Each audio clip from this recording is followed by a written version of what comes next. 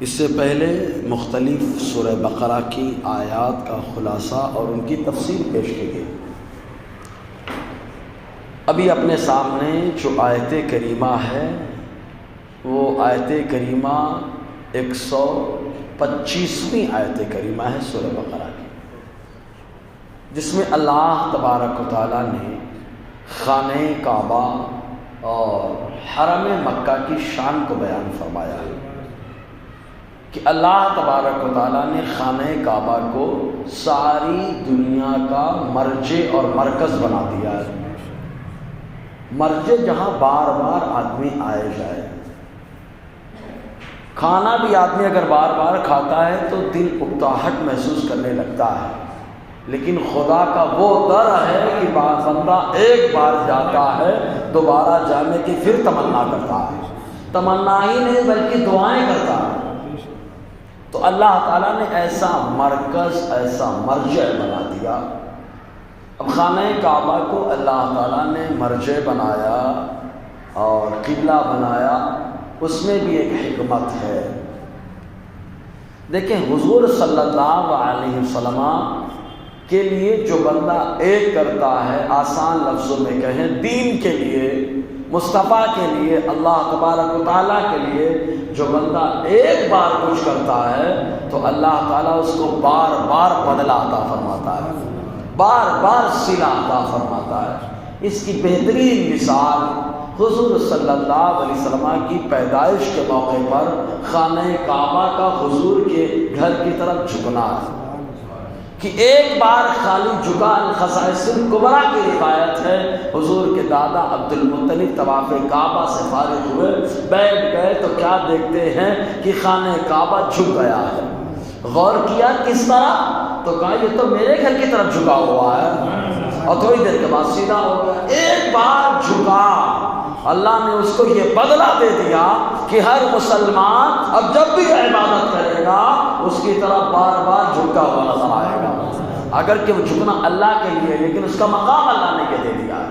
تو ایسا مرکز و محور اللہ تعالیٰ نے خانہ کعبہ کو بنایا ہے، خانہ کعبہ کو بنایا اور مرجع بھی بنا دیا۔ مرجع بنانے کے ساتھ ساتھ اللہ تعالیٰ نے امن کی جگہ بھی بنا دیا ہے۔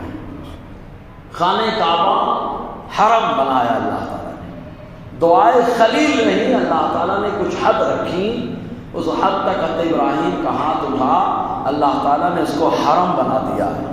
حرم حرمت والی جگہ، محترم جگہ، عزت والی جگہ، ایسی عزت آدمی جس کی عزت کرتا ہے وہاں لڑنا پسند نہیں کرتا، جس گھر کی عزت کرتا ہے وہاں چلانا پسند نہیں کرتا۔ تو خانہ کعبہ وہ ہے جہاں عرب کے لوگ بھی لڑنا پسند نہیں کرتے تھے، اللہ نے ایسا حرم والا اس کو بنا دیا۔ ارے انسان تو انسان، جانور بھی لڑنا پسند نہیں کرتا۔ شیر اور بکری کی کبھی بھیڑیے اور بکری کی دوستی کبھی دیکھی ہے؟ نہیں دیکھی، تو خانہ کعبہ کے حد میں دیکھیں، حرم حد میں، حرم کے حد میں جانور بھی آ گئے تو جھگڑا کرنا، شکار کرنا چھوڑ دیتے ہیں۔ حضرت عمر رضی اللہ تعالیٰ نے ارشاد فرمایا کہ اگر کوئی میرے باپ کو قتل کر دے اور حرم مکہ میں داخل ہو جائے تو میں اس بندے سے وہاں پر قتل کا معاملہ نہیں کروں گا۔ ایسا امن والا اللہ نے بنا دیا۔ دوسری بات، دوسری جگہ بندہ رہے تو گناہ پہ گناہ، گناہ پہ گناہ، گناہ پہ گناہ، لیکن حرم میں جب داخل ہو جائے تو بندہ نیکی پر نیکی کرتا رہتا ہے۔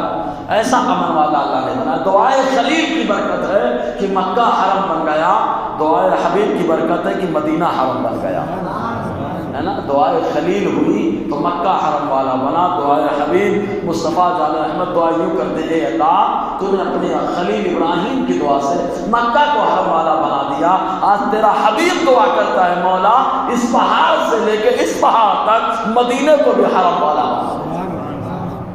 اور دیکھو دونوں میں بڑا فرق ہے، مکہ بھی حرم ہے، مدینہ بھی حرم ہے، دونوں حرم ہیں، بس دعائے خلیل ہے تو حرم ہے، دعائے حبیب ہے تو حرم ہے، ذرا سا لیکن فرق ہے۔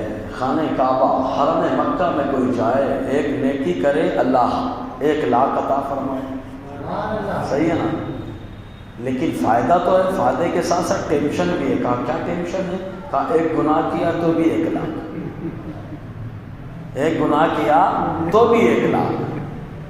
ایک نیکی کیا تو 1 لاکھ، ایک گناہ کیا تو بھی 1 لاکھ۔ لیکن واہ مدینہ واہ، سبحان اللہ، ایک نیکی بندہ کر رہا ہے 50,000 کا ثواب مل رہا ہے، لیکن اگر دھوکے میں ایک گناہ ہو جائے تو 50,000 نہیں، وہ ایک ہی گناہ رہتا ہے نا۔ دونوں کے حرم ہونے پر فرق ہے، اور فرق خالی اتنا ہے کہ وہ دعائے خلیل کی وجہ سے بنا ہے، یہ دعائے حبیب کی وجہ سے بنا ہے، سمجھے نا۔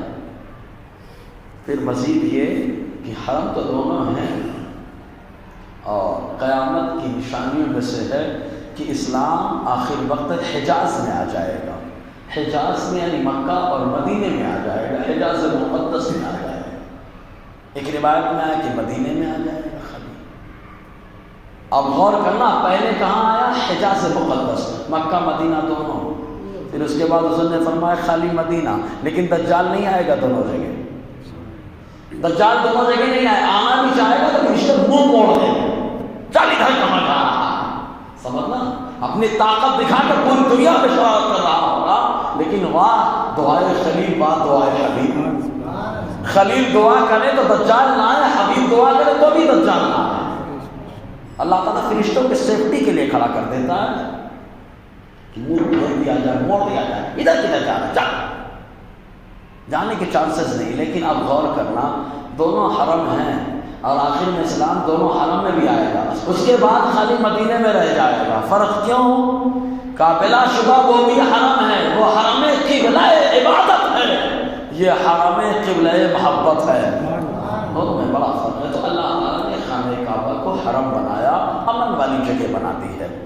اللہ تعالیٰ قرآن میں ارشاد فرماتا ہے، محبوب وَإِذْ جَعَلْنَا الْبَيْتَ مَصَابَةً لِلنَّاسِ وَأَمْنًا، یاد کریے جب ہم نے بنا دیا گھر کو، خانہ کعبہ کو، مصابہ مرجع، لوٹنے کی جگہ، جہاں بندہ بار بار لوٹ کر کے، اس کو مصابہ کہتے ہیں۔ ثواب کو ثواب اسی لیے کہتے ہیں کہ بار بار ملتا رہتا ہے، ثواب کا معنی یہ لوٹنا، یعنی جو بار بار ملے وہ ثواب ہے۔ اور اللہ نے عذاب کو عذاب کا کہ عذاب کے معنی ہوتا ہے رکنا، تو بندے کو جب سزا مل جاتی ہے تو گناہ سے رک جاتا ہے، لیکن جب بندے کو نیکی میں ثواب ملتا ہے تو پھر وہی نیکی کر دیتا ہے۔ تو ثواب کو اس لیے ثواب کہا گیا ہے کہ وہ بار بار کرنے کو ملتا ہے، وہ جتنا کرو اتنا ملتا ہے۔ جی مصابہ، یاد کرو محبوب، جب ہم نے خانہ کعبہ کو، گھر تو بہت سارے، کون سا گھر، کون سا گھر؟ اللہ کا گھر، اللہ کا گھر تو امن اشدی بھی ہے، اللہ کا گھر تو ساری مسجدیں ہیں۔ پھر اللہ کا گھر سے مراد کہا، اصل معاملہ یہ ہے کہ جتنی مسجدیں سب اللہ کا گھر ہے، لیکن ان گھروں کا بھی کوئی گھر ہے، ان گھروں کا بھی مرکز ہے، اور وہ مرکز ہے خانہ کعبہ، اس کو اللہ تعالیٰ نے لوٹنے کی جگہ بنا دیا۔ ارے یار یہ معنی نہ بھی لو نا، خالی مطلق رکھو تو بھی کوئی ٹینشن نہیں ہے۔ مسجد میں بار بار لوٹ کے آتے کہ نہیں آتے؟ صبح لوٹ کر کے آیا، دوپہر میں آیا، عصر میں آیا، مغرب میں آیا، عشاء میں آیا، اور موقع ملا تو تہجد میں بھی چلا آیا، بار بار لوٹنا ہو رہا ہے کہ نہیں؟ تو اللہ کا گھر تو لوٹنے کی جگہ ہی ہے، اور امن والی جگہ، یہاں کوئی لڑائی بھی نہیں کرتا ہے، یہاں کوئی لڑائی بھی نہیں کرتا، لڑائی بھی ہو ملاقات ہو جاتی ہے، سمجھ لینا، یہ معنی لے سکتے ہیں۔ لیکن مراد یہاں پر خانہ کعبہ ہے، مراد کیا ہے؟ خانہ کعبہ۔ جی اس وقت وہی ایک گھر تھا اللہ کا، اس وقت خالی وہی ایک گھر تھا، ابراہیم جب بنا رہے ہیں۔ اور مسجد کہاں تھی؟ کہا کوئی اور مسجد کہاں؟ مسجد اقصی کہا تھا سلیمان نے بنائی، کہا تھا سلیمان کا، کہا تھا ابراہیم علیہ السلام کی نسل سے ہیں، اور خانہ کعبہ بنانے والے اصالہ ہیں، وہ نسل سے ہے یا اصالہ ہے؟ تو اس وقت کوئی اور گھر تھا ہی نہیں اللہ تعالیٰ کا، خانہ کعبہ کے علاوہ کوئی گھر نہ تھا، اور جب بنایا نا تو خالی باپ بیٹے تھے۔ معلوم یہ ہوا کہ اللہ کا گھر بنانا سب کے بس کی بات نہیں ہے، جسے اللہ خلیل بناتا ہے، زبی بناتا ہے، وہی اللہ کا گھر بناتا ہے۔ اللہ کا گھر ہر کوئی بنا بھی نہیں، اسی لیے آقا علیہ السلام مسجد نبی بنا رہے تو اپنے ہاتھ سے پتھر اٹھا کے لا رہے، حضور تو اشارہ کرتے پتھر دوڑتا چلا آتا، حضور کے اشارے میں چاند آ رہا ہے، ہل رہا ہے، ڈول رہا ہے، ٹکڑے ہو رہا ہے، چہرہ آ رہا ہے، ہل رہا ہے، ڈول رہا ہے، حضور اشارہ کرتے تو چاند خود بخود آ کر کے پتھر لگ جاتے، لیکن مصطفیٰ نے بتا دیا کہ جیسے میٹھا کھانا سنت ہے ویسے اللہ کے گھر میں پتھر اٹھاؤ اٹھا کر کھلاؤ اور بتاؤ، یہ بھی تمہارے نبی کی سنت کریمہ ہے۔ آقا علیہ السلام نے سنت کو زندہ فرمایا ہے جی۔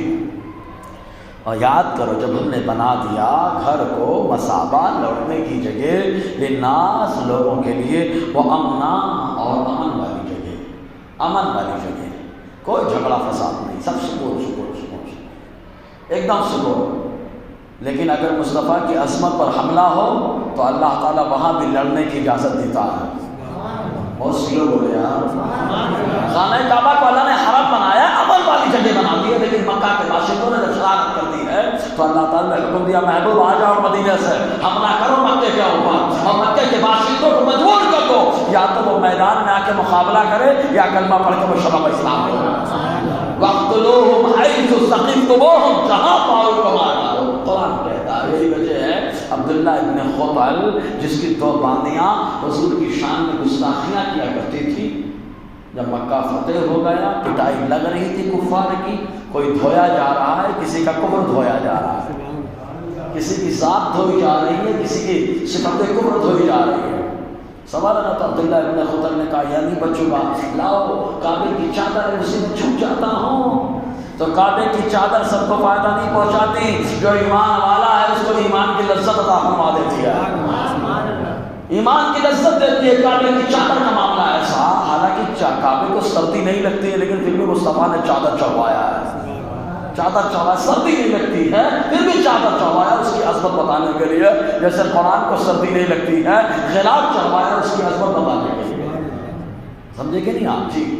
تو چھپ گیا، صحابہ نے کہا حضور بہت چھپا ہے، ابن خطل وہاں پر چادر میں چھپا ہے کعبے کی۔ آقا علیہ السلام نے فرمایا وہی کو اس کا مارو، بخاری کے حدیث سے پڑھا۔ تو اللہ تعالیٰ نے امن والی جگہ بنائی، لیکن جب مصطفیٰ کے ذات پر آقا علیہ السلام کی عظمت پر حملہ ہے تو اللہ تعالیٰ نے ایسی جگہ بھی جنگ کرنے کی اجازت دی ہے۔ اب آپ یہیں پہ غور کرو، جب خانہ کعبہ میں تلوار چلانے کی اجازت مل رہی ہے، خانہ کیوں؟ وہ تو حرم ہے، وہاں تو امن والی جگہ ہے، مصطفیٰ کو کیوں اللہ تعالیٰ نے حکم دیا؟ قرآن کہتا ہے وَاقْتُلُوهُمْ حَيْثُ وَجَدتُّمُوهُمْ، جہاں پاؤ وہاں مارو کمیوں۔ کیوں اجازت دی؟ کیونکہ معلوم ہے دنیا کی سب سے بڑی بربادی جب نبی کی عظمت پر حملہ ہونے لگے سمجھنا شروع ہو چکی ہے۔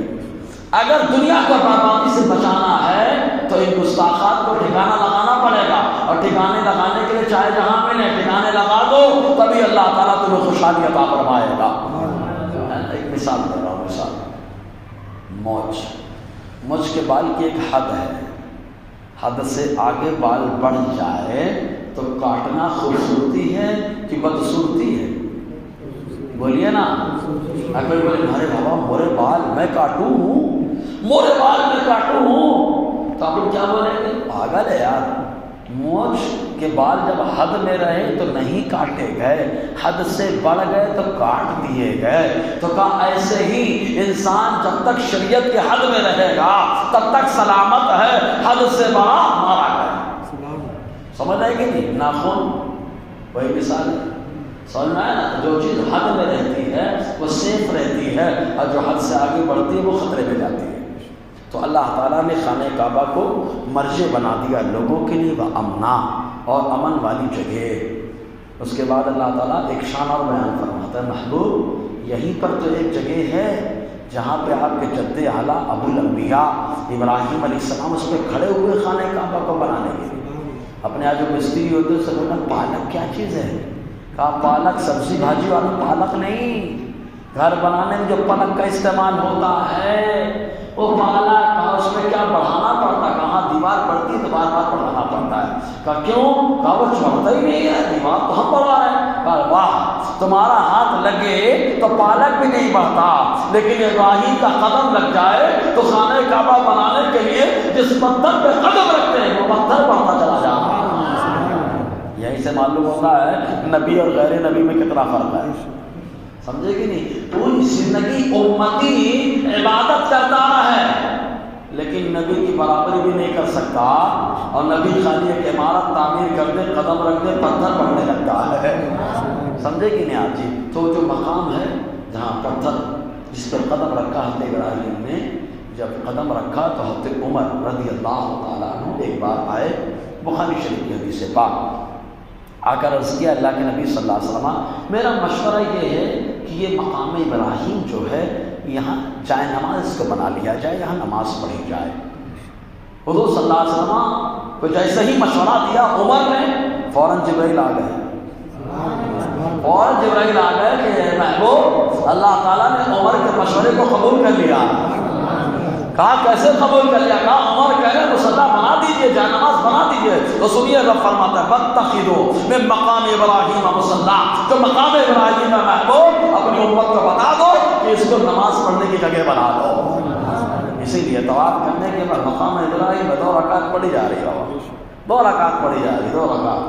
کہا وہاں تو ابراہیم علیہ السلام کا قدم پڑا ہے۔ کہا جب ابراہیم کے قدم جہاں پڑ جائیں وہ مصلی ہو سکتا ہے تو مصطفیٰ کے جہاں قدم پڑے نہیں یقین آتا ہے تو غوث پاک کو دیکھو، مصطفیٰ کے قدم کندھے پہ پڑ گئے، اللہ نے مصلی ہی نہیں بلکہ امام مصلی کا غوث بنا دیا، امام مصلی کا غوث بنا دیا اللہ تبارک و تعالیٰ۔ سمجھ آئے کہ نہیں؟ جو امام ہوتا ہے ان کا بھی غوث بنایا ہے اللہ تعالیٰ نے حضور غوث پاک۔ جی یہی سے ایک چیز اور معلوم ہے کہ تبرک سے فائدہ اٹھانا قرآن کا طریقہ ہے نا؟ قدم ابراہیم جہاں پہ لگا اس سے فائدہ اٹھانا، استفادہ کرنا، یہ حضرت ابراہیم کے تبرک سے فائدہ اٹھانا ہے۔ جب خلیل کے تبرک سے فائدہ اٹھانے کا حکم قرآن دے رہا ہے تو حبیب کے تبرکات سے فائدہ اٹھانے کا حکم بھی قرآن عطا فرما رہا ہے۔ آپ کہیں گے کیسے کہا؟ لا اقسم بہذا البلد وانت حل بہذا البلد ووالد وما ولد۔ اے محبوب آپ جہاں پیدا ہوئے اس جگہ کی بھی قسم ہے، اور آپ جہاں کوچ کر کے مدینہ پہنچے اس مدینے کی بھی قسم ہے۔ اللہ قسم لے رہا ہے نا، سمجھ آئے کہ نہیں؟ تبرک کا فائدہ ہی تو ہے۔ اسی لیے ایک نابینا صحابی مالک ابن ایتمان رضی اللہ تعالی عنہ حضور کے پاس آئے اور آ کر کے کہا سرکار آپ میرے گھر تشریف لائیں، مجھے بارش میں مسجد آنے بڑی تکلیف ہو جاتی ہے، بہت دور ہے میرا گھر، آنے میں تکلیف ہو جاتی ہے مجھے، آپ تشریف لائیں ایک جگہ نماز پڑھ دیں، آپ جہاں نماز پڑھیں گے میرے گھر میں اسی جگہ پوری زندگی نماز پڑھتا رہوں گا۔ اگر یہ غلط ہوتا تو حضور کبھی نہیں جاتے، اور اگر جاتے تو اکیلے چلے جاتے، لیکن آقا گواہ بنانے کے لیے ابو بکر و عمر کو ساتھ لے جا رہے ہیں، سمجھ نا، سب کو سارے صحابہ کو لے کر کے پہنچ گئے، اور آقا علیہ السلام نے فرمایا کہاں نماز پڑھ دو؟ کہا یہی پڑھ دیجیے۔ حضور نے جہاں نماز پڑھ دی اس کو انہوں نے مصلی بنا لیا ہے نا، سمجھ نا۔ تو یہ اس طریقے سے تبرکات اٹھانے کا، تبرکات سے فائدہ اٹھانے کا طریقہ صحابہ نے بھی دیا ہے، اور خود مصطفیٰ جان رحمت نے دیا، اور خود قرآن بھی عطا فرما رہا ہے۔ قرآن بول رہا ہے مطلب خدا کا فرمان بول رہا ہے، سمجھے نا؟ مقام ابراہیم کو مصلی بنا دیجیے آپ۔ ایسے ہی تبرکات سے اچھا حضرت ابراہیم کا قدم پڑا ہے تو مصلی بنا ہے، جائے نماز پڑھیں، مصطفیٰ کا قدم پڑا تو اب خالی قدم کی بات چلے گی۔ چلو جہاں جہاں ابراہیم کا قدم پڑا عظمت والی چیز ہے، ٹھیک ہے؟ مصطفیٰ کا قدم حرا میں پڑا، حرا کی پہاڑی ہے نا، تو اب جب 2 رکعت نماز یہاں مقام ابراہیم پہ پڑھیں تو برکت ملے گی، حرا میں پڑھیں تو بھی برکت ملے گی۔ سور میں جائیے، جبل نور میں جائیے وہاں پڑھیے، جبل ابو قبیس میں جائیے، احد پر جائیے، جہاں جہاں مصطفیٰ کے قدم پڑے ہیں وہاں 2 رکعت پڑھیے۔ یہ قرآنی ذہن ہے، قرآن ذہن دے رہا ہے کہ پڑھیے وہاں 2 رکعت نماز، فائدہ ملے گا، فائدہ ملے گا، سمجھ رہے کہ نہیں آپ؟ تو قرآن ذہن دے رہا۔ اچھا ایک چیز اور، جہاں ابراہیم کے قدم لگ جائے وہ مصلی ہے، تو مصطفیٰ کا وجود جہاں لگ جائے، کہاں لگ گیا ہے؟ کہاں مدینے میں ایک مٹی ہے، سبحان اللہ، مصطفیٰ کا وجود لگ گیا، اس لیے وہ اب کعبے کا کعبہ بن گیا، مصطفیٰ کا وجود ہے۔ کہا جب مٹی میں حضور کا پورا وجود لگا، ابراہیم کا قدم لگا تو مصلی، تو حضور کا وجود لگ گیا تو کیا کہا والدین کے بارے میں پوچھو، والدہ نے اپنے شکم میں مصطفیٰ کو رکھا ہے، کہا بابا جب یہ مصلی ہے تو یہ آقا علیہ السلام کی والدہ جنہوں نے شکم میں مصطفیٰ کو رکھا، قدم ہی نہیں پورا بدن لگا ہے تو اللہ تعالیٰ نے ان کو بدرجہ والا جنتی بنا دیا۔ سمجھے کہ نہیں؟ بہت ساری دلیلیں ہیں۔ جب قدم لگا تو مصلی ہے، اور مصلی جہنم کا حصہ نہیں ہوتا ہے، جنت کا حصہ ہوتا ہے۔ تو جب قدم لگ گیا، مصلی بن گیا، تو مصطفیٰ کا پورا وجود والدہ کو لگ گیا، والدہ بھی جنتی ہو گئی۔